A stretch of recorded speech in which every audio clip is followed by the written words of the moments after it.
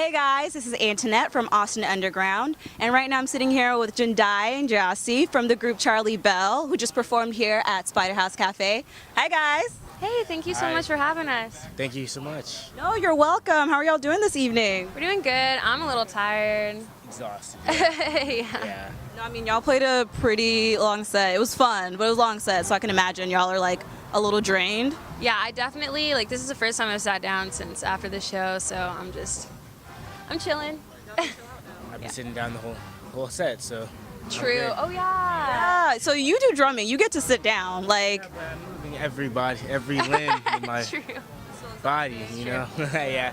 sounds good. So first things first, I wanted to ask you guys about your names because y'all have really awesome names. I love Jendayi and Gyasi. They're really beautiful. Can you tell me about the origin of it? My name is from Zimbabwe, and it means give thanks. Yeah. What about you? My name is from Ghana. It's, I forgot what language. It's Swahili. Swahili. Yeah. Boom. It means like strong warrior and wonderful. Yeah. No, that's awesome. So I mean, I'm actually Zimbabwean, so that's really cool that your name is Zimbabwean and has a meaning. But speaking of names, I read online that you guys' band name comes from your great grandmother. Can you tell me why y'all chose Charlie Belle as your band name? Yeah, we were just trying to find a band name that, was memorable and cool, and we figured, we could keep it with the family, and our great-grandmother's name on my dad's side is Charlie Belle, and her maiden name was Flowers before she married into the Bonds family, which is our family. But yeah, so her name was Charlie Belle Flowers, and we figured we'd take it, name it after her. She's still, alive in D.C. in her, mid-90s, just chilling. Yeah, so everybody's really down with the music, and it's just really great. She must have thought it was the sweetest thing when you guys, what was the conversation? You're like, oh, we're going to name our band Charlie Belle. What did great grandma say? It's kind of funny because in our family, everyone kind of just says I don't think because anyone's from Austin and nobody's really seen us live that we're just we're the part of the family that sings. So it's it's Jendayi and Gyasi. They sing. And so, Singers.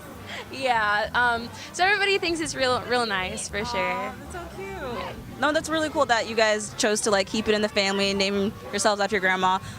Was she a musician, or are there other musicians in your family? Our grandfather was a singer, and our grandmother as well.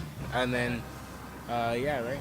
That's about it. They're singers from DC, and Yeah. they've been on tour. They've sung for the Queen and the President yeah. and all this wild stuff. So they're out in DC. They're just really out there being professional Y'all come singers. from a legacy. I know. That's awesome. And so, who would you say y'all's musical influences are? Mine would be Phoenix. I love Phoenix. I love their style, their groove. I like Tokyo Police Club and The Roots, because I get a little bit of R&B in there. But yeah. Great influences. What about you? Arctic Monkeys, hands down, #1, forever and ever. Always has been, always will be. Definitely Band of Horses, Tame Impala. I don't even know. I'm trying to think of some Corinne good Bailey ones. Rae. Corinne Bailey Rae, yes, absolutely. Esperanza Spalding, everybody. Yeah. That's awesome. Those are some great musical influences. And so I want to talk a little bit about your music. The last project that y'all released was I Don't Want to Be Alone, the EP released in 2015. I want to find out, what have y'all been up to since then? What have y'all been working on? Well, I went to college, so that was a big move and a big transition for us because, our rooms are right next to each other at our house. So we just could play all the time if we wanted. And so the big move was a lot. And basically what we've been doing is working on this album. We really wanted to take our time instead of just try to rush to come out with something. And so, over the winter, we finally tracked all of our songs, and they're all finished. We're just in the process of, mixing and mastering and all that fancy stuff. So, yeah, hopefully, we'll be able to come out with our album soon. And what can we expect from this album in terms of maybe how it's different from the last one, or what we can expect for it to sound like, or some of the concepts around it? Yeah, I know when we first came out with Get to Know, and then I Don't Want to Be Alone, one of the biggest things about us was that we were so young. And I definitely think that with this album, like you will see all of the growth that we have done. Because you know, I'm 19 now and Gyasi's 16. You know, he's not a baby anymore. I'm not a baby anymore, and I hopefully, you know, that is very clear. You know, when people listen to the album. Yeah. I mean, you've been to school now, or you've been away from home, so I'm sure you've gotten some experiences that giving you some inspiration to write about. Yeah, definitely. That's awesome. And I guess as far as the creative process, how does it work when you're starting a new song or starting a new project? How much do you collaborate together? What is the writing process and recording like?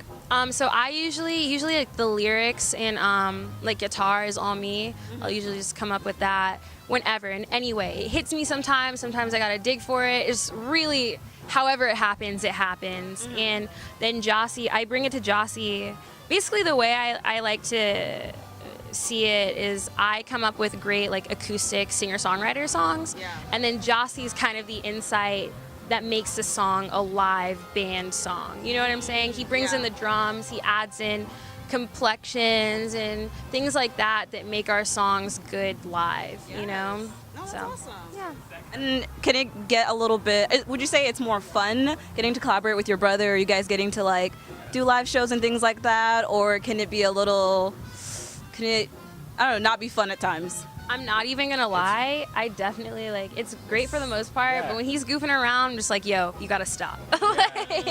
For sure. He gets goofy like during band practice and stuff like that. Fashion crap. I think it's just like the older sibling, younger sibling dynamic. So I'm kind of just like, I'm always just like, I can relate. you know. Are you the responsible one? Oh yeah. I can relate.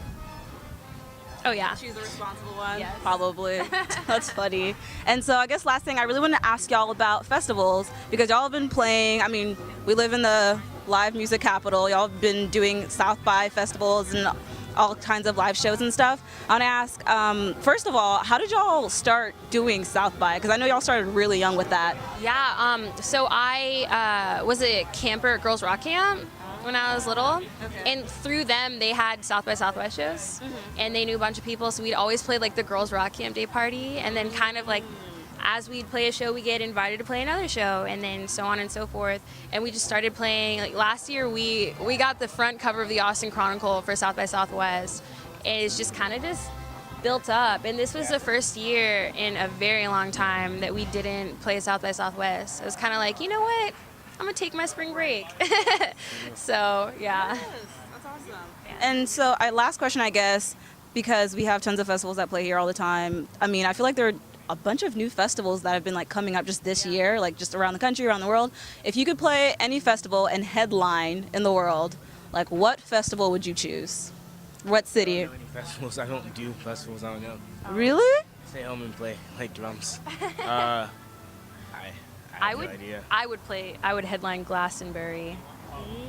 Yeah. But that's in like Europe, right? Yeah. Where specifically is it? It's not in London, but it's like outside of London. Okay. Yeah, just definitely. Yes, I mean, I know they have like wireless. I think that one's in England as well. Yeah. That's a really cool one. No, but I mean, I guess I'll ask you this one. If you could play any country in the world, or any city, perhaps, which city would you choose? City.